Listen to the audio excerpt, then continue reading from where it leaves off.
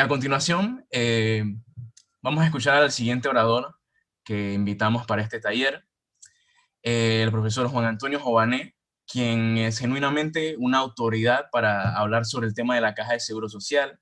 Es catedrático de la Universidad de Panamá, economista, inclusive fue director de la Caja de Seguro Social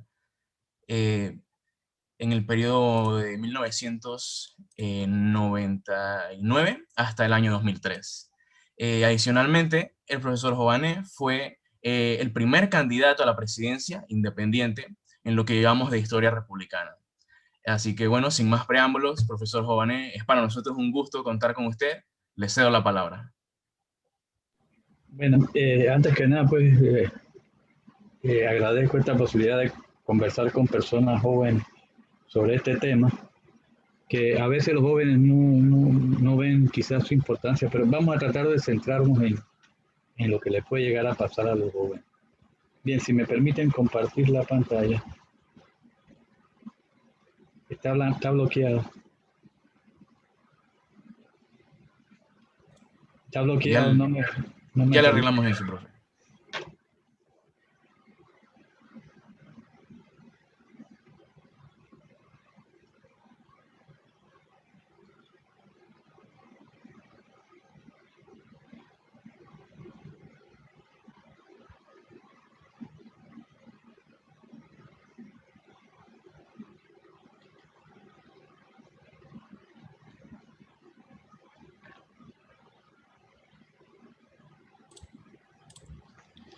Bueno, mientras los compañeros arreglan algo del, un poco el tema de los permisos, ¿no? Para cambiar la pantalla, eh, pienso que sí podría compartirnos algo de su perspectiva, ¿no? Sobre el tema de los jóvenes inmiscuyendo en este tema, la necesidad imperante de que como jóvenes nos informemos.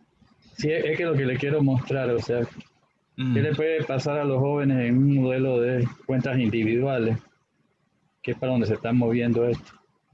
Y ahí está. Creo que ya se lo arreglaron, fíjese, por favor. Sí, así es. Listo. Bueno,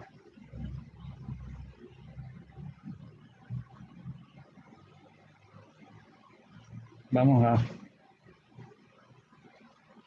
levantar esto para que se lo vean mejor. Bueno, vamos a hablarles un poco, a ver hasta dónde logramos llegar en el tiempo que tenemos, sobre seguridad social, solidaridad y cuentas individuales.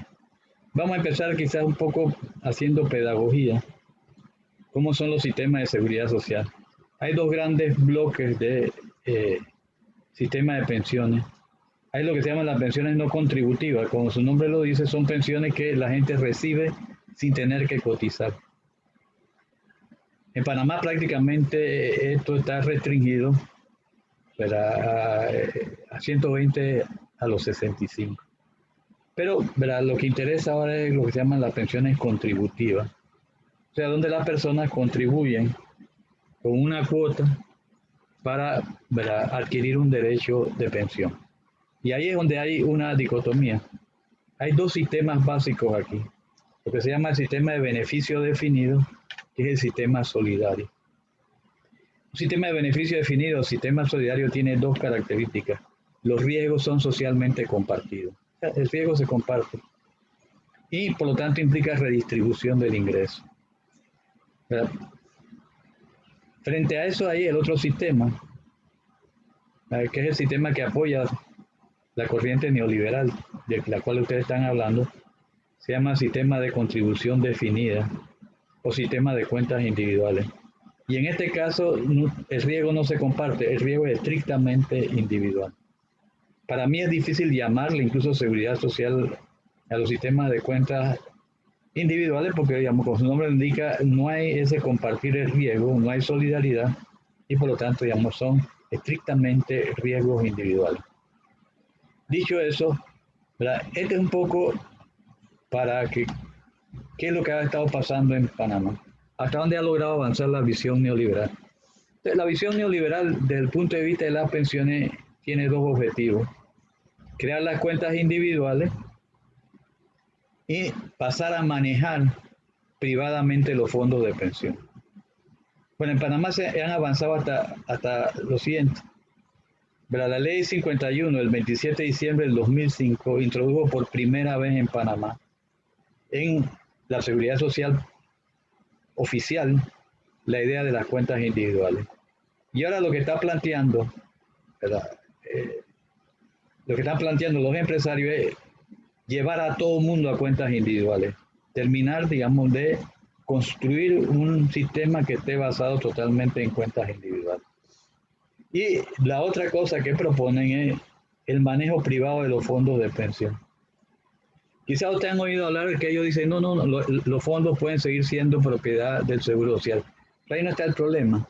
El problema no es la propiedad aparente de los fondos, sino quién los maneja, quién se beneficia de manejar esos fondos. Y eso es a lo que ellos aspiran. Y vamos a ver todo eso lo que significa, ¿verdad? Sobre todo para ustedes que son jóvenes. Bien, ¿qué hizo la ley 51? Antes de la ley 51, todos los asegurados estaban en el sistema solidario, que ahora la ley llama su sistema exclusivo de beneficio definido. Bien, la ley 51 hizo dos cosas. En primer lugar, abrió otro subsistema o otro régimen distinto. Un sistema que la ley llama sistema mixto, donde aparecieron entonces las cuentas individuales. Pero hay un sistema solidario y un sistema básicamente de cuentas individuales. Pero la ley 51, además de eso, hizo lo siguiente. El año 2008 es un año clave. El año 2008 es un año clave porque ese año la ley indica lo siguiente. Toda persona que empezó a trabajar en el 2008 o después del 2008 y fue inscrito en el Seguro Social en el 2008 o después del 2008, obligatoriamente tiene que ir al sistema de cuentas individuales o su sistema mixto, sistema de cuentas individuales. Es decir que, por ejemplo, alguien que entró a trabajar en el 2015, por así decirlo, no puede decir yo quiero ir al sistema solidario. Obligatoriamente tiene que ir al sistema de cuentas individuales. Por lo tanto, desde el 2008 no entra más nadie en el sistema solidario. Se convirtió en lo que se llama un grupo cerrado. Ahí no entra más nadie. Y eso realmente fue la declaración de muerte con la ley 51 del sistema solidario. Bien, eso porque además de dividir en dos, separó los fondos. Los fondos del sistema solidario están aparte de los fondos del sistema, ¿verdad? Que el sistema de cuentas individuales. Y el artículo 187 prohíbe que cualquier dinero que esté en el sistema de cuentas individuales pueda ser utilizado para ayudar a las pensiones de las personas que están en el sistema solidario, que es un grupo cerrado, ahí no entra más nadie. Entonces la edad va avanzando, cada día hay más pensionados y cada día hay menos cotizantes porque ahí no puede entrar más nadie. Bien, eso creó dos problemas. Primero, el problema de los que quedaron en las cuentas, en el sistema solidario. El sistema solidario era un pacto social que fue destruido, un pacto social que operaba de la siguiente manera. Yo cotizaba y cuando yo cotizaba ayudaba a la pensión de la generación que iba delante de la mía, porque tenía la seguridad que la generación que venía detrás de la mía iba a pagar cuotas para que me pudieran pagar a mí mi pensión. ¿Verdad? Cuando lo que se llama la Corte 1, o sea, los jubilados de la primera generación se jubilaron, ¿verdad? Entonces estaban activos. Las personas de la generación 2 pagaban cuotas y eso permitía pagar a la generación 1. Cuando la generación 2 se pensionó, bueno, la generación 3, que ahora está pensionada, está recibiendo los aportes de ¿quién? De las personas que están en el sistema solidario, ¿verdad? Y están cotizando, y con esas cotizaciones se está enfrentando las pensiones de la generación 3. Pero esa generación 4 que hoy está pagando cuota, como ustedes ven, no tiene a nadie atrás. Es decir, que ellos debían de tener una generación 5 que fuera solidario con la 4 para que ellos pudieran pensionarse. Simplemente le hicieron desaparecer, pero se la llevaron al sistema nuevo. Entonces, desbancaron la base financiera, cometieron un fraude. porque a la generación 4 le habían prometido que si cotizaba, después atrás venía otra generación. O sea, aquí se habla mucho de seguridad jurídica, pero aquí se volaron la seguridad jurídica de esa generación, que es la última generación que ha quedado en el sistema solidario. Porque después del 2008 todo el mundo pasó al sistema de cuentas individuales.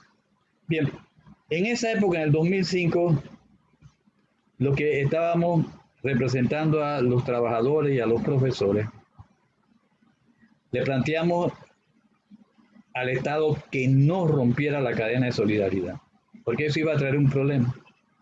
Un problema porque, digamos, no es bueno romper la solidaridad, pero cuando uno rompe la solidaridad aparece un problema. ¿Quién le paga a la última generación? A esa última generación que no tiene a nadie atrás. Eso se llama costo de transición en el lenguaje de la seguridad social.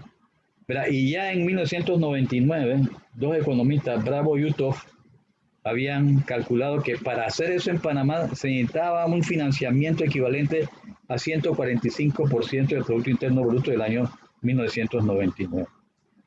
Bien. Entonces, ¿verdad? ¿Qué es lo que ocurrió? Los empresarios y el Estado se desentendieron de ese problema, como si no existiera. Simplemente, digamos, lo trabajaron como si realmente no existiera. Y entonces ahí está el problema. ¿Qué pasa con esa generación? ¿Verdad? Incluso de las personas que ya están jubiladas, porque como ahí no entran mucho, hay que usar las reservas hasta que se acaben. Y aquí dijeron, eso no es mi problema, no se hizo nada y ahora tenemos el problema. Eso es importante que se entienda, porque la grave situación financiera que tiene ese programa lo creó la Ley 51. La Ley 51 no es creación de los asegurados, es creación del sector empresarial y del Estado. Y ahí nadie se salva, miren, porque esa ley pasó por el gabinete antes de ir a la asamblea y fue aprobada en gabinete en diciembre del 2005. Y si usted me pregunta quién era el ministro de Desarrollo Agropecuario de ese gabinete que aprobó la Ley 51, es el actual presidente. Entonces, digamos, la responsabilidad es de ellos. Pero, ¿verdad? ¿Qué es lo que ocurre? Ahora le quieren trasladar el problema a la población, modificando lo que se llaman los parámetros. ¿Qué cosas son los parámetros? Los parámetros son las condiciones que yo debo cumplir para pensionarme y con cuánto me van a pensionar. En Panamá, un trabajador debe entregar mensualmente el 13.5% del salario para poderse pensionar. ¿Verdad? Eso se llama tasa de cotización. Densidad es el número de cuotas. Tiene que trabajar un mínimo de 240 meses. O sea, si trabaja de corrido, ¿verdad? Se trata de 20 años. Y tiene que cumplir actualmente, si es mujer, 57 años y si es hombre, 62 años. ¿Verdad? Y, ¿verdad? La tasa de reemplazo es cuál es mi pensión básica. La pensión básica en Panamá es el 60% del promedio de los salarios de los mejores, no de los últimos, de los mejores 10 años, que todavía es mejor para el asegurado. Y de ahí, si usted se pasa de las 240 cuotas, o sea, de los 12 meses, por cada 12 cuotas adicionales, por cada 12 meses adicionales, ¿verdad? Usted va entonces recibiendo 1.25 más, 1.25 más por ciento. Bien, por lo tanto, cuando usted toca estos parámetros, hace dos cosas. Hace que menos gente quede pensionada y que las pensiones sean más chicas. Y eso es precisamente lo que están planteando. Esto que ustedes están viendo ahora aquí no es otra cosa que el cuadro que presenta lo que se llama la Junta Técnica Actuarial. Entonces, ¿verdad? Ellos van a optar por la 7 y la 8, porque según ellos la que da más equilibrio a largo plazo. Entonces, lo que están haciendo es pasarle el costo a la población. O sea, menos gente pensionada con menos pensiones y pensiones más caras, por así decir. Bien, si ustedes ven la número 8, lo que están diciendo es que le van a subir 5 años a la edad de jubilación a todo el mundo. Entonces los hombres pasarían de 62 a 67 años y la mujer de 57 a 62 años. Ya eso es un costo para la población. Y el que no alcanza a trabajar, a vivir esos 5 años, simplemente no se pensiona, no vio la pensión nunca. Pero van más allá. O sea, es dificultar la edad de pensionamiento, pero bajar las pensiones. Ustedes recuerdan que yo dije que la pensión básica es 60% de los 10 mejores años de salario. Bueno, la bajan de 60 a 50, entonces menos tiempo pensionado, menos gente pensionada con pensiones más bajas, y encima de eso le suben el costo a la pensión. Ustedes recuerdan que yo dije que se paga 13.50 del salario para pensión y ellos lo suben de 13.50 a 16.50. Es decir que los trabajadores tendrían que dar 3% más de su salario para obtener una pensión más tardía y más chica. Bien, y la número 7 tiene dos connotaciones adicionales. Tiene más inequidad de género. Esta es una fórmula que ha ofrecido incluso el Banco Mundial, el Fondo Monetario Internacional, de equiparar hombre y mujer y subirla. Si en este caso se estaría elevando la edad de jubilación tanto de hombre y de mujer a 65 años. El hombre pasaría de 62 a 65 años, pero la mujer pasaría de 57 a 65 años. O sea, es duro, sobre todo con las compañeras. Igual, reduce la tasa de pensionamiento de 60 a 50, 10 puntos porcentuales menos, y sube el monto que tiene que pagar el trabajador de 13.50 a 16.50. Y con algo adicional, aquí, como ustedes ven, ya no dice 20, dice 25, o sea que se sube la edad se sube el monto de cotizaciones ya no a 20 años, sino a 25 años. El que no logra llenar esos 5 años, simplemente adicionales, no se pensiona. Menos gente pensionada por periodos más cortos, con pensiones más chicas y, ¿verdad?, con pagos más altos para lograr la pensión en términos de costo. O sea, aquí el costo del hueco que crearon ellos con la ley 51 se lo están trasladando a la población. Y quizás alguien dice, no, pero yo estoy en cuentas individuales, no me va a pasar nada. Eso no es cierto. El artículo 198 de la ley orgánica dice que las condiciones de cuota y edad son iguales para los que están, ¿verdad?, en sistema solidario y es igual para los que están en el sistema, ¿verdad?, de cuentas individuales. O sea que realmente le están subiendo a todo el mundo, a todos los mayores, jóvenes, a todo el que está ahí, le van a subir la edad de jubilación, le van a subir la cuota, ¿verdad?, le van a subir el tiempo que tiene que cotizar. Bien, veamos ahora el problema de ustedes básicamente. Ustedes son jóvenes, ¿verdad?, y básicamente van a estar en un sistema de cuentas individuales. ¿Cuáles son las características de las cuentas individuales? Todos los riesgos son individuales. Y primero están los riesgos financieros. Mire, el que administra el fondo nunca pierde. El que administra el fondo simplemente cobra por administrarlo. Y después vamos a ver que cobra grueso por administrarlo. Bien, en cambio, en el sistema solidario el riesgo es compartido, o sea, uno juega con los parámetros para que el riesgo sea compartido. Pero hay un primer problema, la gente puede pensar que su dinero está puesto en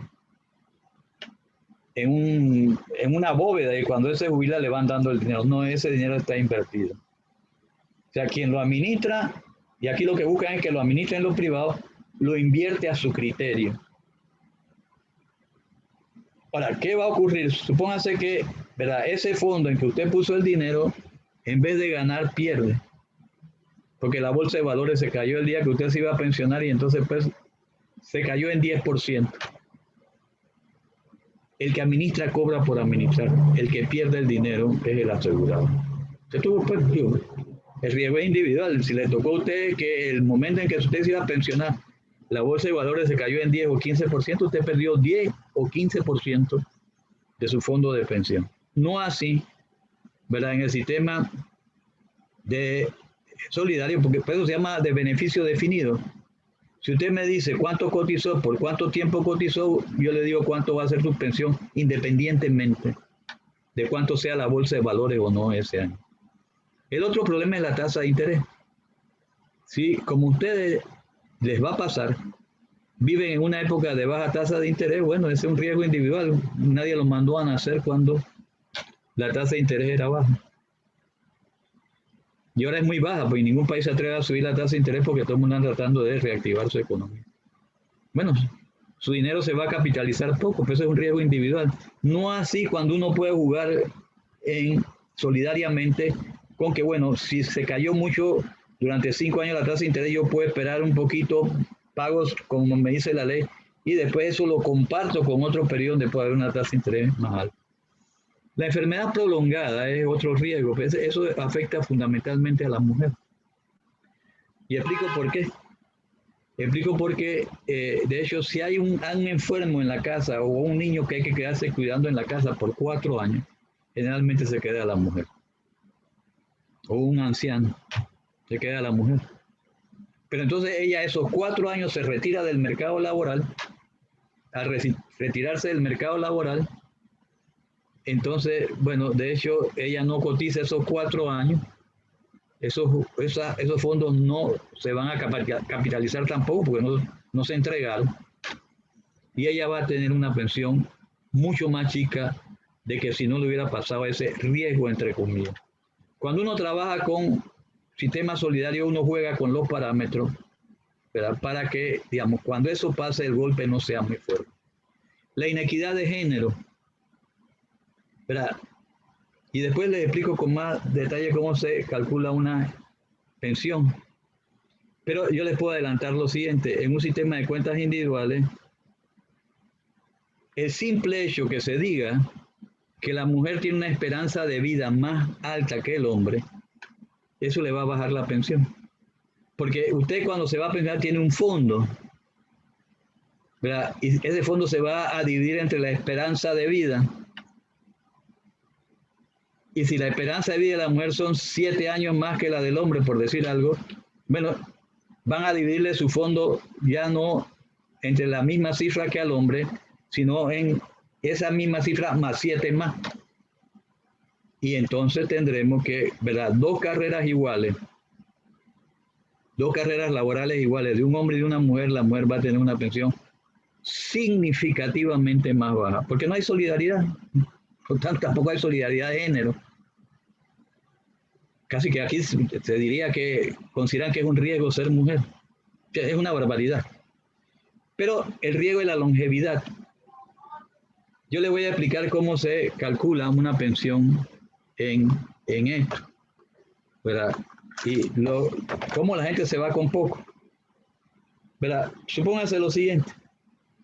Suponga que usted en su cuenta individual tiene 80,000 balboas el día que usted se va a pensionar. Entonces suena mucho tener 80,000 balboas. Pero entonces le van a preguntar a la Contraloría, ve, ¿y cuál es la esperanza de vida? Y van a calcular la esperanza de vida después de la edad de pensionarse. Entonces supóngase que es un hombre. Y alguien dice, no, como es hombre, va a vivir 20 años. Y la esperanza de vida es algo que es un promedio. Lo que estudian economía saben que cuando uno dice esperanza, es el promedio. Porque los pobres no viven 20 años después de la jubilación, pero bueno, es promedio. O sea, siempre que uno sube la edad de jubilación, castiga más a los más vulnerables. Pero supongamos que se la van a dividir entre 20. Usted no puede alegar, ve que probablemente yo soy un trabajador con una vida muy dura, ¿verdad? No me he podido alimentar bien porque el salario es muy bajo, cuando no hay medicina en el seguro no sé qué hacer. Usted no puede alegar eso. Es el promedio. Entonces se la dividen entre 20.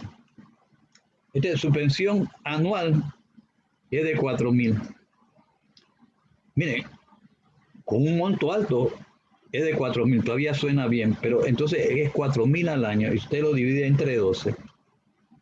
La pensión, ¿verdad?, de esa persona, que sería 4,000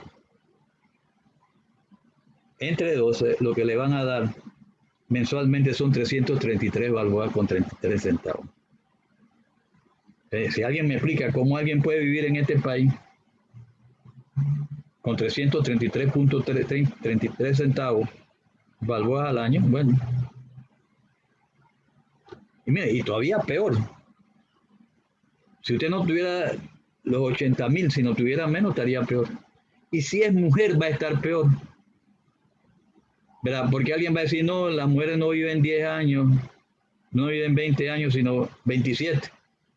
Entonces, los 80,000 que usted tenía, lo que tiene la compañera, se lo van a dividir entre 27 y después se lo van a dividir entre 12 y después, digamos, eso le va a tocar 246 balboas al mes. Pero ahí viene una pregunta, ¿y qué tal si la persona por carambola, en vez de vivir 20 años, vive 21? ¿Quién le paga el año 21? Bueno, ahí viene otro negocio, el negocio del seguro. Entonces, usted está obligado, aunque no vaya a vivir 21 años, usted está obligado a comprar lo que se llama una renta vitalicia. Y esa renta vitalicia puede ser cara, puede ser cara. Supóngase que, ¿verdad? Entonces el que le está capitalizando su dinero, que está siempre de acuerdo con un tipo que tienen al lado, que es el del seguro, le dice esa renta vitalicia por si usted vive 21 o 22 años más allá de lo que debía haber vivido, en vez de ser 20, para que usted pueda cobrar su cheque, usted tiene que comprar la renta vitalicia. Y eso son caras. Supóngase que cuesta 10.000 balboas, entonces de los 80.000, usted va a 70.000. 70.000 entre 20, entre 12. Son pensiones de hambre, ¿verdad? Y vamos a ver un poco en la práctica cómo todos estos riesgos de veras que funcionan. Este es un caso de Chile. Quizás es un caso extremo, pero digo, pasa, porque a final de cuentas no hay nada que asegure que el poder que tienen las llamadas agencias o empresas de capitalización, ellos siempre están incluidos en algún grupo económico. Ellos mismos se prestan plata, hay ese tipo de problemas. Especulación. Y miren, este es un caso en Chile de una de las AFP chilenas que entre el 15 de octubre de 2007 y el 1 de octubre del 2008, ese fondo de pensión perdió el 45% de su valor. ¿Y quién lo perdió? Los asegurados. Ya, se le fue a la mitad la pensión que podían haber tenido con sus fondos que tenían puesto ahí. ¿Verdad? Pero hay otra cosa, como yo dije, son pensiones de hambre. Veamos algunos casos. Eso que está ahí es el informe final de la Comisión Bravo, que es una comisión que nombró la presidenta Bachelet para que estudiaran el caso de Chile, que es el caso paradigmático de las cuentas individuales. Entonces miren lo que dice ahí. Volvió a quedar claro que las proyecciones indican que casi el 80% de los jubilados recibirán pensiones inferiores al salario mínimo. Pero eso no es el mayor problema, o sea, eso es lo que ha venido pasando. Lo que va a llegar a pasar para los más jóvenes es terrible. Y acá está, esa es la página 91 de ese escrito, de ese documento. Un 50% de los pensionados entre el 2025 y el 2035, o sea, que se van a pensionar ahorita, obtendrán tasas de reemplazo, o sea, el tamaño de la pensión, igual o inferiores al 15% del ingreso promedio de los últimos 10 años. ¿Ustedes se imaginan irse para la casa con una pensión que es igual al 15% de lo que usted ganaba de salario en los 10 últimos años? Bueno, miren, aquí a final de cuentas la gente tiene que seguir trabajando hasta que se enfermen y no puedan seguir trabajando hasta que se mueran. Pero con esas pensiones no se puede. Pero no es solo el caso de Chile. ¿Verdad? Recuerden, en Panamá es 60% como base. La OIT dice que nunca debe ser por debajo de 45%. En ninguno de estos casos, ya vimos el caso de Chile, en México es 26%. O sea, el joven chileno, el joven mexicano que cotiza en cuentas individuales, bueno, a final de cuentas se va a ir con el 26% de sus últimos salarios para la casa. En República Dominicana 27% y en Perú 39%. Son pensiones de hambre. Pero usted puede decir, profesor, usted está hablando de otros países. Bueno, el profesor Israel Gordón, ¿verdad? Que es profesor de la Facultad de Matemáticas, es actuario, trabajó mucho tiempo en la cárcel y también es economista, primero se graduó en la Facultad de Economía. Él hizo una muestra científica. La hizo por allá, creo que por el 2016 o 2015 por ahí, para ver qué le iba a pasar a los jóvenes que estaban ahora en el sistema de cuentas individuales. Y llegó a una conclusión, que esos jóvenes tendrían una pensión 20% inferior a la que tendrían si se hubieran mantenido en el sistema solidario. O sea que de un solo plumazo le bajaron la pensión en 20% a los más jóvenes que obligaron después del 2008 a irse al sistema de cuentas individuales. Pero esto es peor todavía. Miren, este es el documento que el Fondo Monetario Internacional le hizo al ministro de la Guardia, Dulcidio de la Guardia. Él lo pidió y se lo hicieron. Ellos mismos llegaron a una conclusión, se la voy a mostrar. Esta es la gráfica 6. ¿Verdad? Esta que es como roja es la tasa de reemplazo que van a tener los jóvenes. ¿Verdad? ¿Qué va a pasar con los que se están o se jubilen en el 2040? La tasa de reemplazo no va a llegar ni al 40%. Pues está por 30, 35, 32. O sea, se están yendo con una tercera parte del salario para su casa pensionado. Pero como ustedes ven ahí, del 2050 en adelante, y esa les va a tocar a ustedes, no va a llegar ni al 30%. Va a estar alrededor del 20%. Entonces, todo eso es mentira, que le están diciendo es que le quieren robar su fondo de ahorro. Eso es mentira. O sea, lo están poniendo en un sistema que es un sistema que da por su naturaleza pensiones bajas. ¿Por qué? Uno, porque los salarios son bajos en Panamá, no me voy a detener en esto. Y dos, porque la tasa de interés, como les dije, son tasas de interés muy bajas. En Panamá no hay un banco central. La tasa de referencia son las tasas de la Reserva Federal o el LIBOR. El LIBOR va a desaparecer, ¿verdad? Pero, miren, la roja es a 10 años, miren cómo ha ido cayendo. La tasa de interés y la amarilla es a 5 años. Salarios bajos, capitalización baja y cuentas individuales, miseria. En cuentas individuales para los jóvenes que hoy están en ese modelo. Pero sigamos un poquito. ¿Para quién sí es un buen negocio? Para los administradores. Aquí tenemos 3 países con cuentas individuales y la idea es con qué parte de la cuota, con qué parte del aporte del trabajador se queda la administradora y el seguro que la acompaña, la empresa de seguro que la acompaña. En Uruguay, 23%. Es decir, que si usted aporta por cada 100 balboas que usted pueda aportar a su fondo de pensión, ¿verdad? Solo 77 balboas llegan a ese fondo, el otro 23 se lo queda el administrador. ¿Verdad? En Chile es más alto todavía, 28%.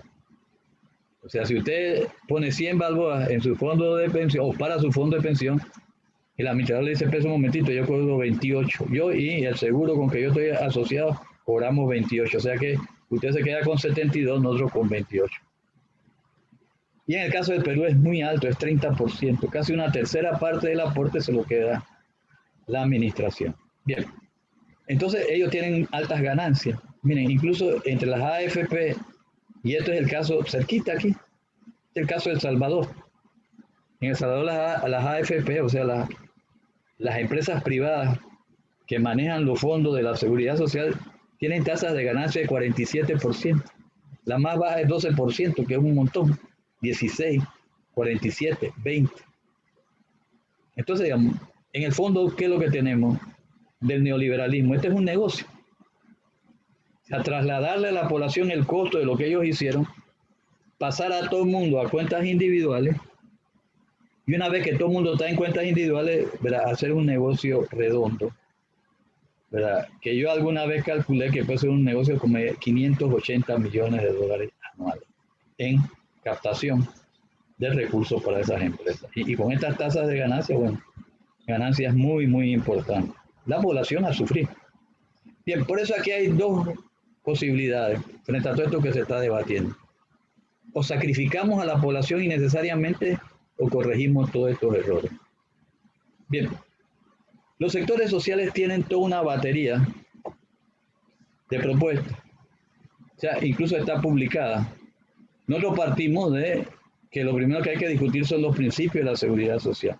Y dicho sea de paso, el grupo de profesores que trabajamos en la comisión que nombró la rectoría para ver el problema primero de la estrategia alternativa y ahora de la seguridad social, coincidimos plenamente con esto. En primero, hay que ver, ¿verdad?, qué tipo de seguridad social queremos construir y declararlo. Bueno, es un derecho humano, como dijo el profesor hace un momentito. Entonces decimos, tiene que ser de carácter público, tiene que ser integral, o sea, atender todos los riesgos, debe ser universal para todo el mundo, debe ser solidaria, equitativa, etc. oportuna, eficaz, sostenible, obligatorio. Y se ha hecho esto. Solo voy a leer algunas de las cosas. Pues nosotros lo que hemos demostrado con cifras es que esta cosa tiene arreglo, sin sacrificar a la población, volviendo al sistema solidario. Eso es lo primero que decimos. Bueno, hay que volver al sistema solidario, todo el mundo al sistema solidario, volver a establecer la cadena de solidaridad. Mire, la misma Junta Técnica Actuarial, que no es amiga de esta propuesta, señala de que eso le da espacio hasta el 2041 al modelo solidario y con superávit hasta el 2036. Es decir, que nos da tiempo para introducir otras medidas que tendrían que ser puestas también rápidamente para salvar el sistema solidario. En primer lugar, nosotros estamos pensando en que hay que construir en este país, a partir del Estado, un fondo solidario de pensiones. Y que ese fondo solidario asegura una pensión básica para todo el mundo. Bueno, ¿de dónde sale el dinero? Bueno, hay cosas que se han planteado, por ejemplo, que por lo menos una parte de las acciones de las empresas privatizadas pasen al Seguro Social, que el Estado dé un aporte significativo entre 1.5 y 2% del PIB, ¿verdad? Y el 20% de los recursos que anualmente la ACP le entrega al Estado. Bien. Usted se podría preguntar, pues bueno, porque el Estado dice, no, es que yo no tengo capacidad fiscal. Eso es mentira. ¿Por qué es mentira? Porque lo que se está tapando es la porquería que hay en este país. Y por eso sacrifican a la población. Miren, por comenzar, en este país, usando datos de la DGI, Dirección General de Ingresos, anualmente la evasión fiscal, y esa evasión básicamente la hacen los empresarios, es 8.3% del Producto Interno Bruto. Bien, el anterior fiscal de cuentas, el señor Guido Rodríguez, calculó en algún momento que además de eso, la corrupción significa 4% del Producto Interno Bruto. Y que la ACP le entrega al Estado aproximadamente 2.7% del Producto Interno Bruto. Si ustedes suman todo eso, es el 15% del Producto Interno Bruto que el Estado pierde por estas cosas, que podría recuperar, que no la recuperan, bueno, porque el Estado está lleno de maleantes. Miren lo que acaba de pasar con el hospital COVID. Ustedes se pueden imaginar que han comprado termómetros, esos de oído, por $900. Que, ¿verdad? Cada cama de esas manuales que vimos tenía un sobreprecio de 1.000 balboas. Entonces, ¿verdad? Cuando uno habla de esto, está hablando probablemente de más de 9.000 millones de dólares anuales. Entonces uno se pregunta, en Panamá, ¿por qué no hay buena salud? En Panamá, ¿por qué no hay un buen financiamiento de la educación? Y en Panamá, ¿por qué no hay suficiente seguridad alimentaria? Y en Panamá, ¿por qué no apoyan a las pensiones? Simplemente porque esto habría que corregirlo. Igual, ¿verdad? Para dar otro ejemplo, porque no tenemos tanto tiempo, ¿verdad? El otro ejemplo es solo 2 ejemplos más, o 3.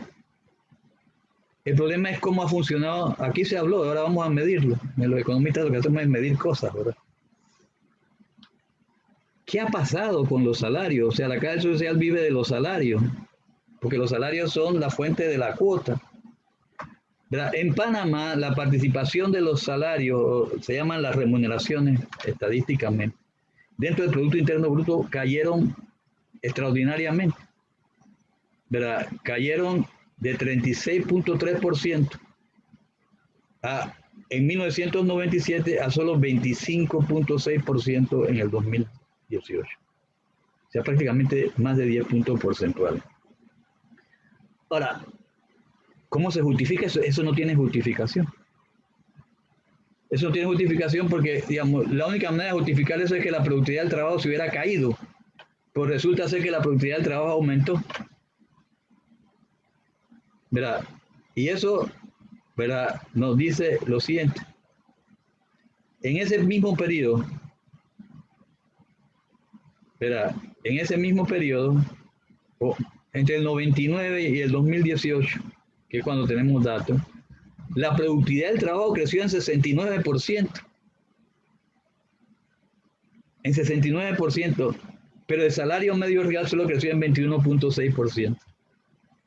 Digamos, eso incluso viola la regla incluso de la doctrina neoclásica de la economía, que dice que el salario debe ser igual al producto marginal.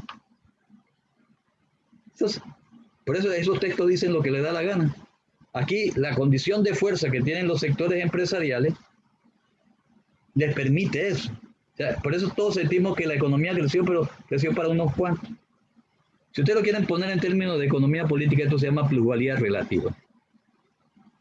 Pero bueno, lo importante es, ¿qué pasa si corregimos eso? Por eso es que cuando uno habla de seguridad social hay que hablar de que hay que transformar también la forma en que opera la economía panameña. Solo con volver, miren, no hasta el 99, solo con volver al 2007, solo por eso, por una mejor distribución, o sea, por recuperar parte de lo que se ha perdido en la distribución del ingreso, las cuotas del programa de invalidez, vejez y muerte crecerían en 22 millones, perdón, en 22.6%. O sea que de cada 100 balboas que recogíamos antes, ahora recogeríamos 122 balboas con 60 centavos. Se muere el déficit, ahí muere todo esto. Falta de justicia social. La otra cosa que la mencionó el profesor, y también se midió, ¿verdad? Es la evasión de cuotas. Eso hay que corregirlo. Nosotros hicimos un cálculo de qué ocurriría si se cumple la ley y qué pasa porque no cumplen la ley evadiendo. Evasión significa que ni siquiera inscriben a los trabajadores en el Seguro Social. Bien, en solo 5 años, 2014 a 2018, ¿verdad? Se quedaron, porque eso es robo, con 1.428 millones de dólares. Y el último de esos años, o sea, en el 18, ¿verdad? Esa evasión representó 419.7 millones de valor. Bien, hay que subir la rentabilidad de la caja, pero, ¿verdad? Hay que mejorar la participación de la mujer en el mercado laboral. Solo si la mujer tuviera la misma participación que el hombre en el mercado laboral, el PIB de este país, o sea, el Producto Interno Bruto, podría aumentar hasta el 18%. Pero hay cosas que son groseras, que tendríamos que ver cómo las resolvemos. En primer lugar, las transnacionales. Ustedes deben de estar al tanto de que en este país han aprobado una ley para las empresas transnacionales donde se dice claramente que todo trabajador, empleado, gerente, lo que sea, que esas transnacionales traigan del exterior, no pagan seguro social. No pagan seguro social. Entonces, digamos, aquí hay los panameños que sí pagan seguro social y ellos, que son los de las empresas transnacionales, que no tienen la obligación, eso es la obligación de pagar seguro social. Es fuera y privilegio. O sea, recuerden que uno de los principios de la seguridad social es la obligatoriedad. Está rota. Eso hay que echar esa ley afuera. Y la otra cosa es, ¿verdad? Las pensiones absurdas que tienen los altos mandos militares en este país, que son no contributivas. ¿Verdad? Un jefe de la policía se jubila con 10.000 balboas al mes y no contribuye, o sea, eso es simplemente por haber llegado a ser jefe de la policía. Cuando él llega a la edad de jubilación, entonces el seguro le da 2.500 porque él solo cotiza como cualquier individuo, pero esa diferencia entre 2.500 y los 10.000 la sigue pagando el Estado. Mire, aquí el mejor ingeniero, el mejor abogado, el mejor profesor, el mejor, ¿verdad?, médico, solo puede aspirarse a jubilarse con 2.500. El otro, por ser militar, porque tienen que estar bien con los militares para que repriman a la población. Si la población empieza a decir, no, esto no está bien, se va con una pensión de 10.000 balboas. Entonces, esas cosas hay que eliminarlas. O sea, el dinero que el Estado está gastando en eso, no, vamos a pasarlo a la seguridad social para que tenga menos problemas la seguridad social. Y termino simplemente dándole las gracias por la atención y señalándole lo siguiente, compañerito. Ustedes se tienen que preparar. Ustedes, digamos, tienen que empezar a hacer relevo. Ustedes tienen que empezar a estudiar. Ustedes van a vivir una época difícil, sea una deuda fuerte, ¿verdad? Problemas de empleo precario, tienen problemas con la seguridad social, ¿verdad? Y ustedes tienen que empezar a pensar qué tipo de Panamá quieren ustedes. Y, ¿verdad?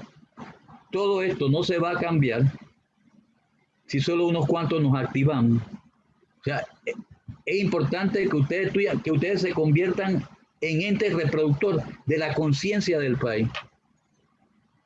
Y para eso son estudiantes universitarios, para eso están capacitados, para poder explicar, replicar estas cosas que estamos hablando.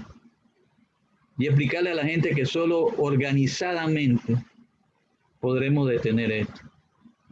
Porque ese diálogo que están haciendo, donde el 76% de los votos está entre el gobierno, los partidos políticos, la asamblea, la gente que fue nombrada por el gobierno y la empresa privada, de ese diálogo no va a salir nada bueno. O sea, nosotros tenemos una alternativa, tenemos que divulgarla, tenemos que explicarle a la gente que sí hay una posibilidad de salvar el sistema solidario, tenemos que convertirnos en voceros de esa posibilidad, ¿verdad? E ir sumando fuerza, trabajadores, educadores, sectores medios que van a salir golpeados, estudiantes, jóvenes que van a salir golpeados con el sistema de cuentas individuales que quieren imponer aquí del todo, para hacer esa fuerza social que realmente pueda enrumbar este país en otra dirección y realmente tener la esperanza que, digamos, y no importa la edad que uno tenga, la esperanza de que uno está trabajando para que todas las generaciones que vienen detrás tengan una vida digna. Yo les agradezco de nuevo mucho la atención y bueno, quedo disponible para cualquier pregunta. Muchas gracias a usted, profesor. Verdaderamente una presentación magistral. Creo que me atrevo a decir que hasta el sol de hoy, una de las explicaciones, bueno, no, la explicación más clara que he visto sobre el tema actual de la caja, en especial sobre pues, los distintos efectos que tiene pues, la posibilidad de asumir pues, el sistema de contribuciones definidas, la manera en la que, por ejemplo, se asume el riesgo de forma individual, a diferencia de cómo se hacía bajo el sistema solidario, la manera en la que afecta inclusive en términos de género, cómo las mujeres salen más afectadas en realidad, ya que el riesgo de la longevidad bajo el sistema individualista, pues, de contribuciones definidas, se asume más bien por, creo que me explicó, fue por la esperanza de vida, ¿no? ¿Es correcto? Sí, todo este tema que reconozco que había mucho que no manejaba, pero que siento que gracias a su intervención muchas dudas se han aclarado y espero que haya sido lo mismo para los invitados. Francamente estoy seguro de que muchas dudas se aclararon y a la misma vez espero que lleven este debate a sus escuelas, a sus salones, a sus clases, a sus casas también, porque como bien lo ha dicho el profesor, necesitamos luchar pues por traer la solidaridad, necesitamos luchar por establecer nuevamente el sistema solidario.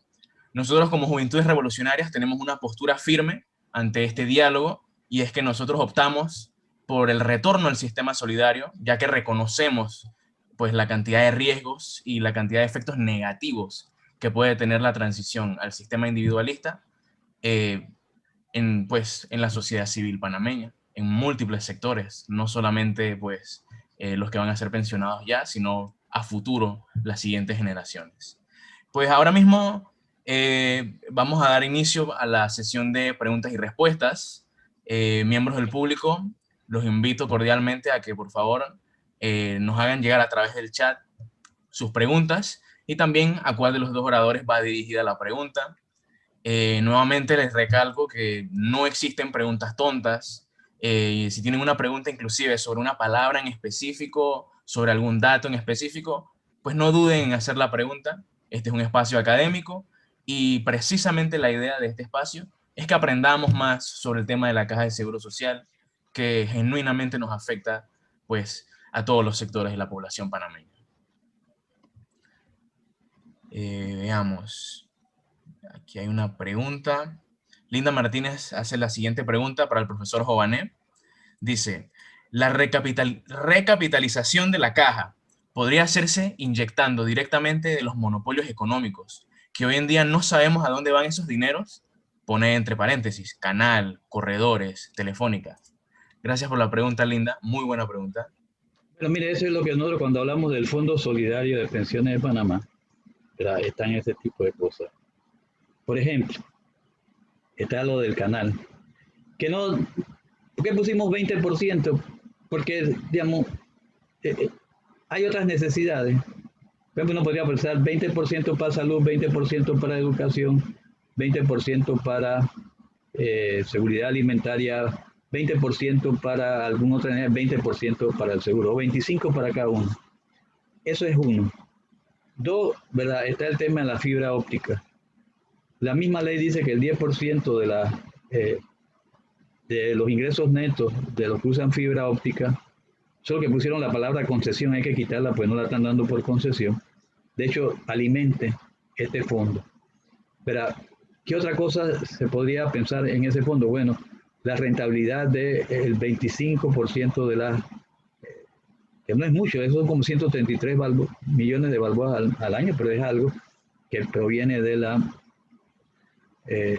las empresas privatizadas. ¿Verdad? Y por otro lado, digamos, se está planteando lo siguiente, es que aquí regalamos los recursos naturales. Aquí cuando se da una concesión,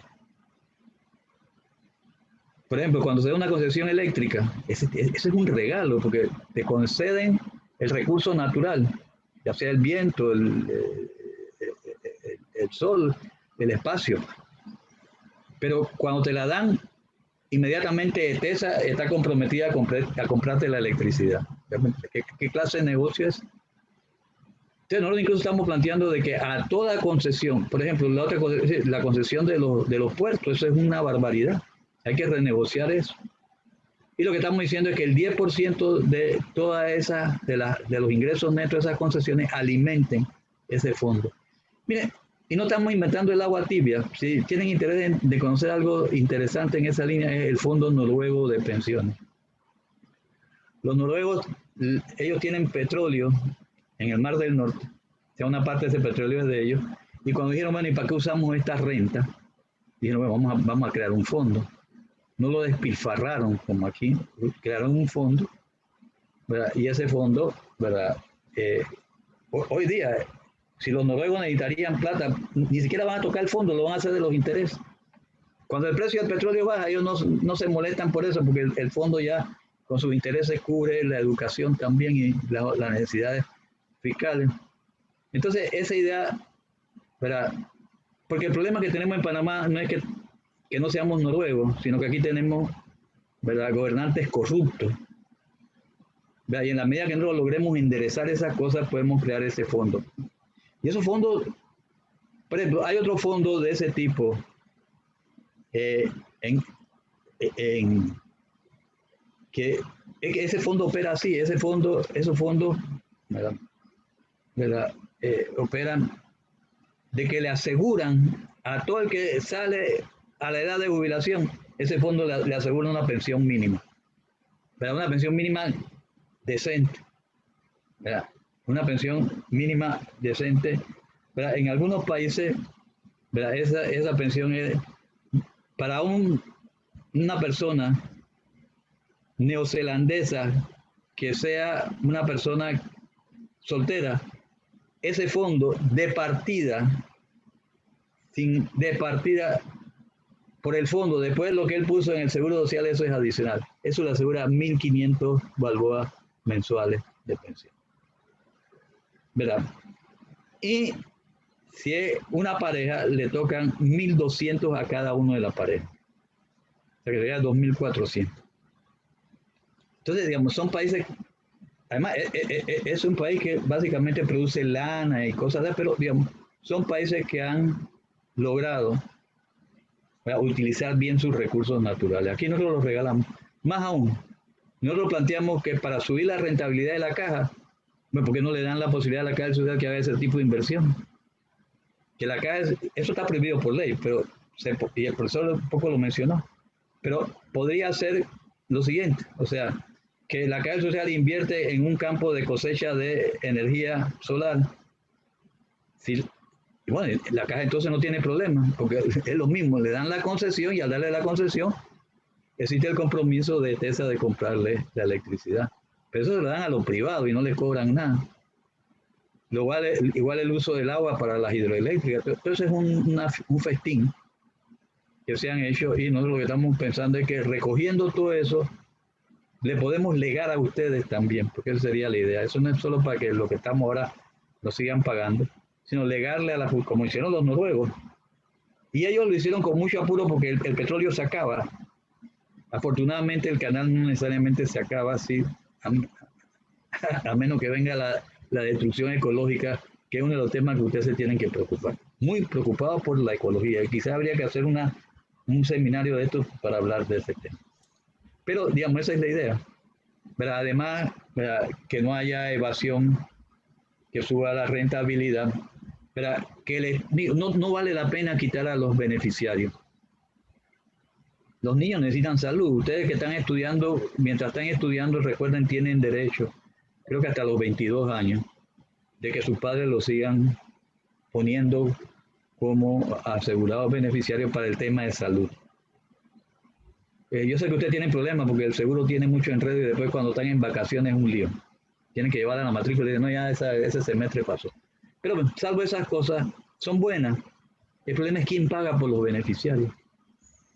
Entonces, lo que no estamos planteando es que no cerrarlas, no quitar los beneficiarios, pero que el Estado pague por los beneficiarios para que el Seguro Social dé y tenga cómo dar. Esos son como 216 millones de dólares al año que se ahorraría.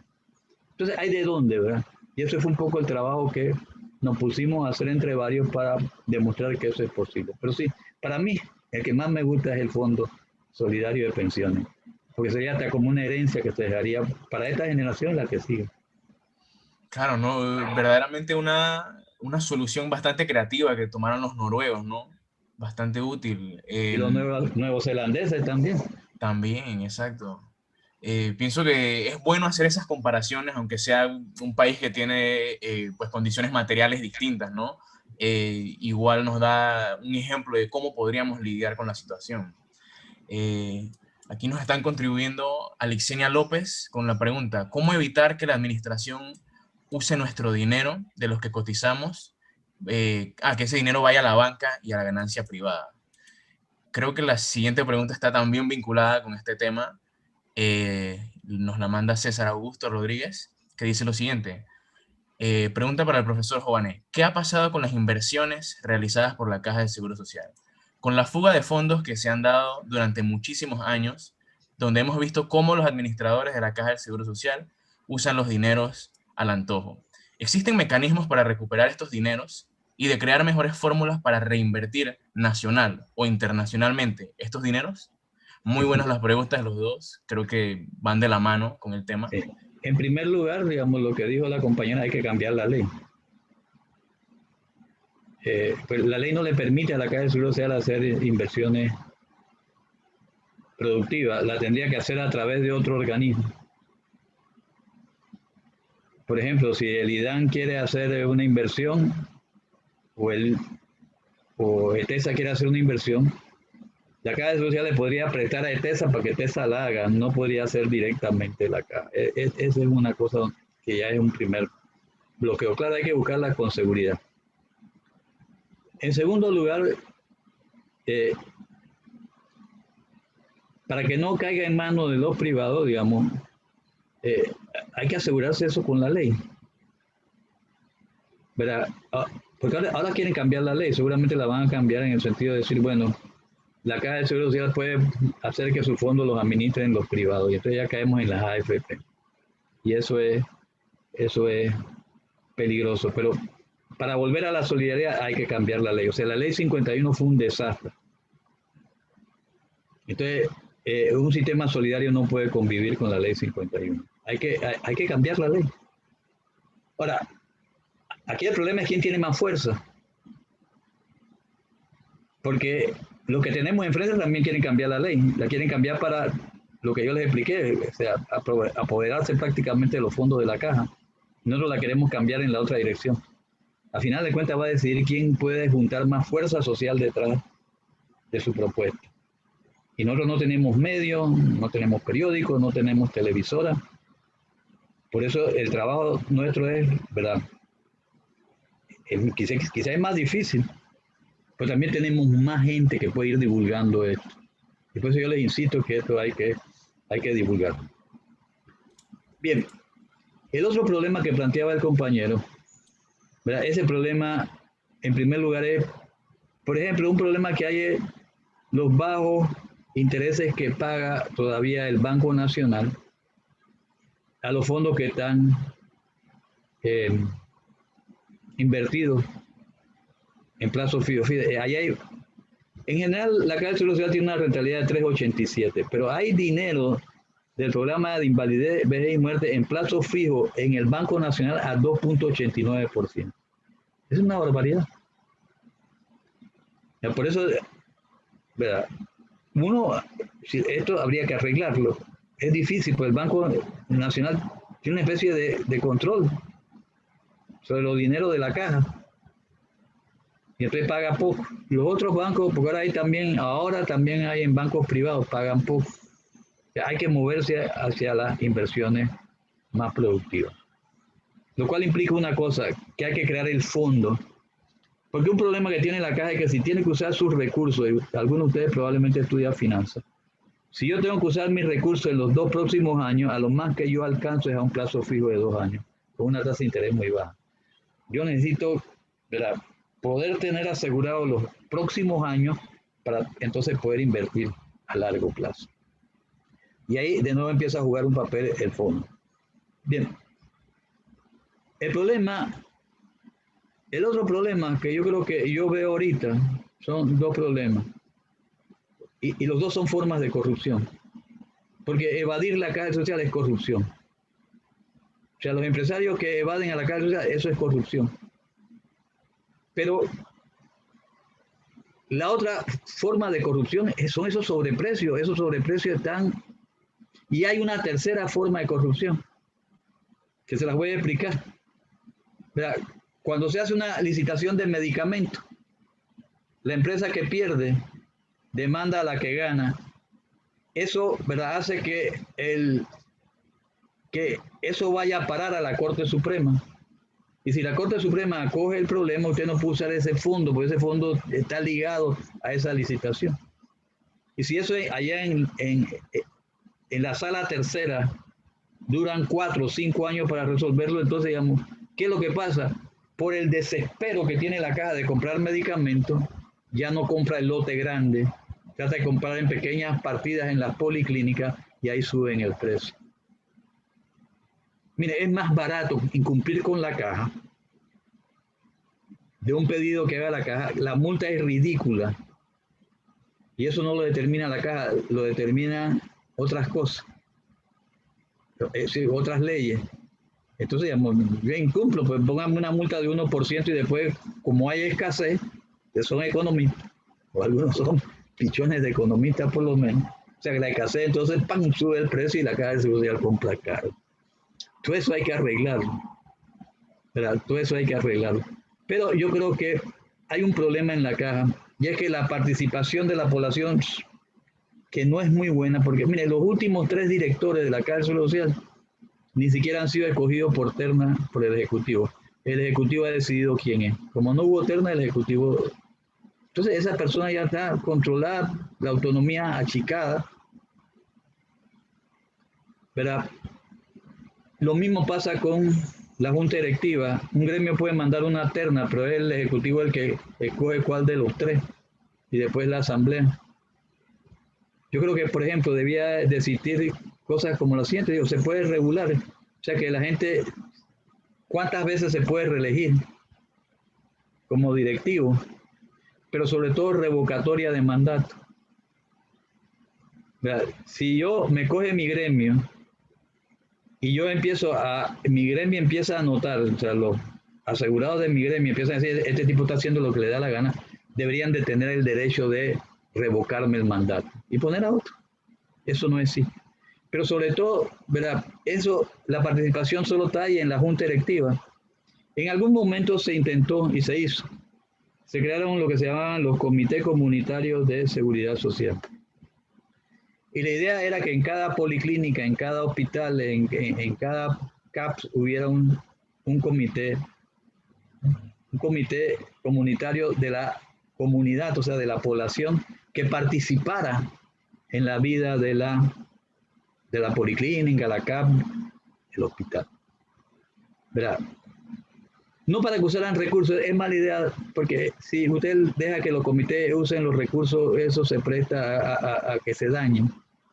Pero sí debe ser una presión que tenían los administradores. Les confieso, a los administradores no les gustaba.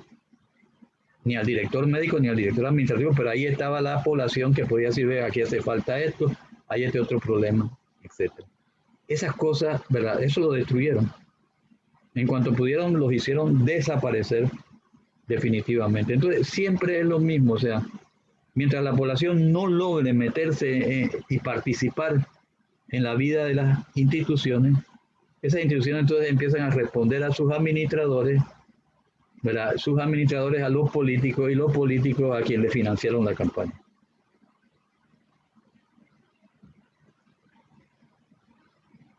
No sé si hay alguna otra pregunta. Muchas gracias por la intervención, profesor. Y buena la pregunta. Vamos a ver, hay una última pregunta, nos la envía Javier Betancourt, que dice lo siguiente: ¿cómo podemos crear una unidad real entre todas las organizaciones sociales estudiantiles, trabajadores, pueblos originarios, sociedad civil, entre otros, para poder ejercer presión y así lograr los cambios necesarios en este sistema corrupto, cuando es sabido que dentro de esos movimientos y organizaciones hay división, intereses personales, políticos, etcétera, que hacen ver como imposible la anhelada unidad del pueblo? ¿Qué tenemos que hacer a su criterio o qué tendría que ocurrir para lograrla? Es una buena pregunta, Javier, gracias por la pregunta. Creo que cabe resaltar también que, bueno, existe un intento pues de establecer dicha unidad real. Por ejemplo, nosotros como Juventudes Revolucionarias formamos parte de lo que es una entidad más grande, que es el Movimiento Social por la Patria, en la que convergen varias otras organizaciones, como lo son Pensamiento y Acción Transformadora, FUCLAD, la Asociación de Educadores de Veraguas, entre otras. Así que, bueno, nada más resaltando eso, ¿no? Que sí existe actualmente un intento de establecer dicha unidad, pero como lo plantea Javier, ¿qué se puede hacer, por ejemplo, para mejorar esa unidad, para poder evitar que intereses personales interfieran con la meta principal? Mire, yo creo que lo importante aquí es llegarle a la población. Pues la población no entiende de esas diferencias. Entonces, en la medida que nosotros logremos llevarle este mensaje a la población, la misma población va a empezar a presionar por la unidad. Que no tiene que ser una unidad de que alguien pierde su personalidad. O sea, la época de las vanguardias, a mi juicio, son cosas del pasado. Porque ahí es donde viene el problema, o sea, ¿quién es la vanguardia? Entonces, en un mundo donde todo el mundo quiere ser Lenin y si es compañera quiere ser Rosa Luxemburgo, eso no funciona ya. Aquí tenemos que entender de que esto es más, ¿verdad?, en forma de red, ¿verdad? Pero ese es uno. Y tenemos que ser, digamos, en eso, ¿verdad? Cada uno tiene su papel que jugar con su propia personalidad, pero en el mismo camino. Y yo creo que lo que podemos lograr ahora no es que vamos a construir una unidad donde todo el mundo va a estar bajo un mismo nombre, eso no es cierto. Mira, el ejemplo que ustedes han dado, los compañeros de AEB, ellos también participan en el foro alternativo y hacen bien, ¿verdad? Porque, digamos, eso permite ir creando lazos. Pero, ¿qué es lo fundamental? Lo fundamental no es, ¿verdad?, de que el que está al lado mío es compañero si se sabe recitar los 3 primeros capítulos del Capital, que dicho sea de paso son bien difíciles, esa es la sesión más dura de ese libro. Sino si tiene el mismo programa que yo. Esa unidad tiene que ser programática. Y por eso el esfuerzo de haber creado ese documento que ustedes vieron ahí. Ese documento tiene 3 capítulos. Y repito, la universidad, el que va a salir de la universidad es prácticamente semejante a eso. Porque, digamos, por eso mismo, estaba cruzado entre lo que se estaba haciendo ¿verdad? En el foro de lo que se estaba haciendo en la universidad. Se tiene 3 capítulos, los principios, para que todos tengamos claro qué tipo de seguridad social queremos, el diagnóstico, qué es lo que está pasando, y eso que ustedes vieron al final, que es la propuesta. ¿Verdad? Si nos ponemos de acuerdo en la propuesta, digamos, no tenemos que estar peleando realmente, ¿verdad? Eh, la cosa clásica, ¿verdad? El detalle, el asunto, ¿verdad? Que si uno debe hablar de centro periferia o eso no está mal dicho porque eso se parece a lo que dijo la CEPAL o no, ese digo, quizás habrá un momento para eso, pero ahora el momento es programático, ¿verdad? ¿Qué tipo de seguridad social queremos? ¿Cómo hacer? Además, es el momento de un proyecto no antineoliberal. Después vemos qué, pero por ahora es pararle la mano al neoliberalismo y revertir, ¿verdad? Asegurar la seguridad social. Después vendrán otros debates, de que algunos dirán, bueno, yo quiero seguir profundizando, otros dirán, yo llegué hasta aquí. Pero por ahora ese es el camino, a mi juicio, de lo que probablemente haya que hacer. Muchas gracias, profesor. Claro, pienso que bajo el estandarte particular que sea, mientras haya una coherencia programática, creo que se puede hacer esa unidad real, como bien lo plantea. Y bueno, hemos llegado pues a la conclusión del día de hoy. Como Juventudes Revolucionarias queremos extenderles un abrazo solidario a todos los que participaron en ambos días, agradecerle en especial a los oradores invitados, quienes dieron la talla en ambos días, sin duda alguna, y pues mantenerse activos en las redes, mantenerse activos en las calles, haciendo presión, manteniendo este debate, fomentando e impulsando, por supuesto, el debate y la discusión, ya que en este momento pienso que es el tema que tiene mayor coyuntura en el país, ya que es el que tiene mayor alcance en cuanto a su afectación. Adicionalmente, quisiera agradecer pues, a la Asociación de Educadores de Veraguas, quienes nos han apoyado como a las Juventudes Revolucionarias prácticamente desde el día cero. Así que nuevamente muchas gracias a todos por asistir. Si me permiten un mensaje Sí, por supuesto, profesor. práctico. Miren, ahí viene, ya van a empezar las clases, van a llegar los muchachos a los salones. Si ustedes logran juntar un grupo de jóvenes de su facultad, de su escuela, de su contorno, realmente si me avisan con tiempo yo no tengo ningún problema de repetirles las veces que ustedes necesiten esta charla, ¿verdad? Y para que ustedes, incluso algunos de ustedes vayan cogiendo y la puedan repetir más adelante. Ustedes ya tienen las diapositivas, ¿verdad? Incluso si quieren hacer en algún momento un taller donde algunos 10 compañeros quieran ver, que nos sentemos a ver cómo podemos usar, cómo ustedes pueden usar esas diapositivas, todo eso vale. Porque ahorita, digamos, lo que tenemos es que, digo, hay que hacer el trabajo que hay que hacer. Yo les agradezco mucho esta invitación. Gracias a usted, profesor, por compartir su tiempo y su conocimiento también, por supuesto. Y bueno, para los que han participado en el taller, en 2 semanas les estaremos haciendo llegar pues, su certificado mediante los correos que registraron para el taller. Y pues nada, así quedamos. Espero que hayan disfrutado de estos 2 días, que hayan aprendido, que hayan aclarado dudas. Y si tienen adicionales preguntas, adicionales comentarios, siempre vamos a estar pendientes a las redes. Así que siempre habrá la posibilidad de que hagamos otro taller como este.